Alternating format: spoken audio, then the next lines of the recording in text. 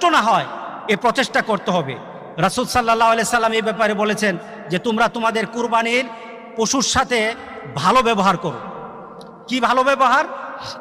রাসূল সাল্লাল্লাহু আলাইহি সাল্লাম আমাদেরকে বলেছেন যে তাকে জবাইয়ের ক্ষেত্রে তোমরা ছুরি ধার করো, ছুরিটাকে শান দিয়ে ভালো রাখো, তবে গরুর কাছে নয়, পশুর কাছে নয়। পশু যখন জবাই করবে আরেক দিকে শান দেয়, আপনাদের না, একদিকে পশু দ্বারা করো না, আরেক দিকে শান দেয়। রাসূল বলেছেন না, এটা করো না, তোমরা বরঞ্চ আগে থেকে কুরবানি দেওয়ার জন্য এটাকে শান দিয়ে রাখো। রাসূল সাল্লাল্লাহু আলাইহি ওয়াসাল্লাম নুদিফা ইহদাদু শারফাতিহি কাবলাল ইদাহা, কুরবানি দেওয়ার আগে তুমি তোমার ছুরিকে কি করো? ধার দিয়ে রাখো। রাসূল সাল্লাল্লাহু আলাইহি সাল্লাম কুরবানির ব্যাপারে বলেছেন যে ওয়াইজা যাবাহুম ফাআহসিনুজ যাবহা, যখন পশু জবাই করো তার সাথে তুমি ভালো ব্যবহার করো, ব্যথা দিও না, বেশি কষ্ট দিও না।